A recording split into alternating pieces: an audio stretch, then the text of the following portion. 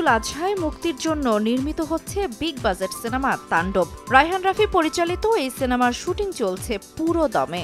গত বছর এই পরিচালকের সঙ্গে প্রথমবারের মতো কাজ করেই প্রেক্ষাগৃহে ঝড় তোলেন ঢালিউড মেগাস্টার শাকিব খান।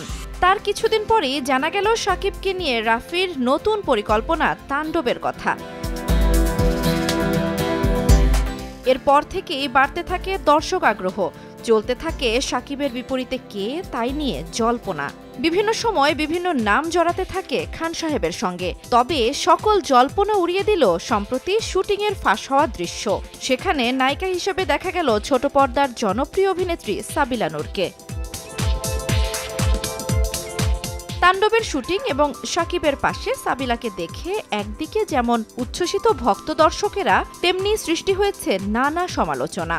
সামাজিক মাধ্যম জুড়ে এই শুটিংয়ের দৃশ্য ভাইরাল, সেই সঙ্গে আছে নেটিজেনদের নানা রকমের মন্তব্য। জানা গেছে শুটিংয়ের দৃশ্যটি রাজশাহীতে ধারণ করা। শুটিংয়ের সময় উৎসুক জনতার ভিড়ও ছিল দেখার মতো, আর সেইগুলো ভাইরাল হতেই নানা আলোচনা। জান্নাতুল দোলনা, সময় সংবাদ।